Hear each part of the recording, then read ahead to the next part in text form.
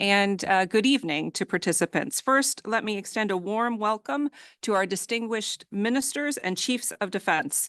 Thank you for convening for today's 22nd meeting of the Ukraine Defense Contact Group. I'm Laura Cooper, Deputy Assistant Secretary of Defense, and I will serve as facilitators for today's contact group.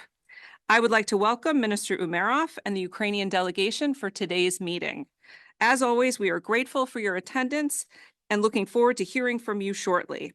As the first order of business, I'd like to introduce Secretary of Defense Lloyd Austin, who will now provide some introductory remarks. Mr. Secretary, over to you. Thanks, Laura. Hello, everyone. It's great to see everyone again. And thanks for joining us for the 22nd meeting of the Ukraine Defense Contact Group. Let me start by welcoming our partners from Ukraine, Minister Umerov and your teammates.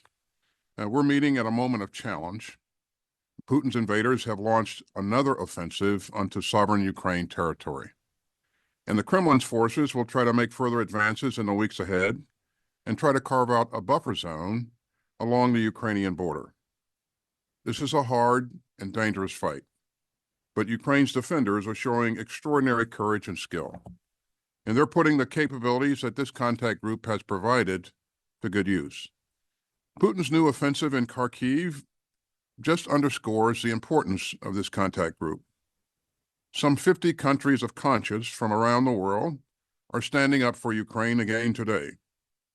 And we're going to continue to get Ukraine the support that it needs.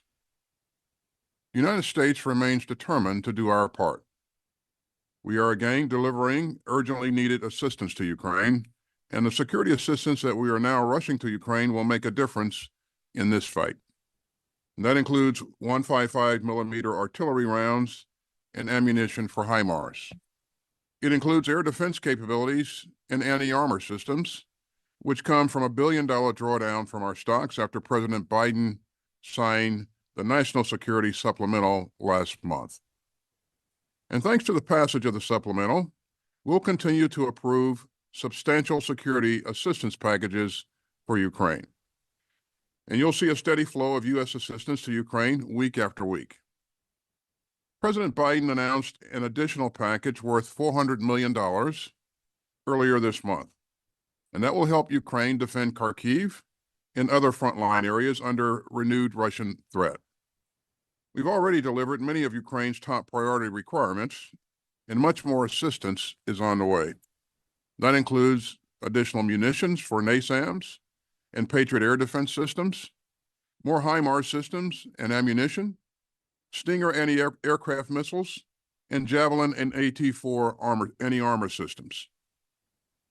This package also includes armored vehicles, and that's essential for Ukraine's work to reconstitute its arsenal. Meanwhile, our fellow contact group members continue to step up to meet Ukraine's most urgent needs. Together, they have now committed more than $95 billion in security assistance to Ukraine since the start of Putin's full-scale invasion in February of 2022. Now, the Kremlin continues to intensify its bombardment of Ukraine, using Russian missiles and Iranian drones to strike more civilian targets across Ukraine's territory, and to put more innocent civilians and Ukrainians in the crosshairs. So air defense will be high on our agenda today, and I'll be urging all of our valued allies and partners to reassess their ability to get Ukraine the air defense capabilities that it so urgently needs. Now, even as we work together to blunt Putin's renewed assault, we'll continue to build towards Ukraine's long-term security.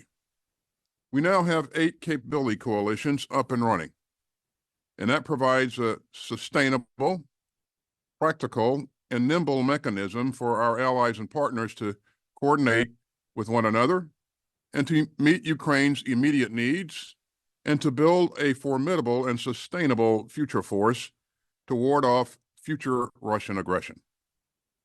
I'm grateful for the work that all of our leads and co-leads of the capability coalitions are doing. And that includes coordinating cross-cutting issues through the Capability Coalition Leadership Group. And I'm looking forward to hearing the updates today from the Maritime Coalition and the Integrated Air and Missile Defense Coalition. Ladies and gentlemen, the weeks and months ahead will be crucial. So we'll continue to act with resolve. Ukraine's survival and success are central to Ukrainian security, European security, global security, and American security. If Putin prevails, tyrants will conclude that they can also try to invade and conquer their sovereign neighbors. And that will leave Europe under Putin's shadow and make the world more violent and chaotic. So Ukraine's struggle for freedom and security matters to us all. And I am more determined than ever to ensure that Ukraine has what it needs to succeed. And with that, let me pause for a moment while our friends in the media depart.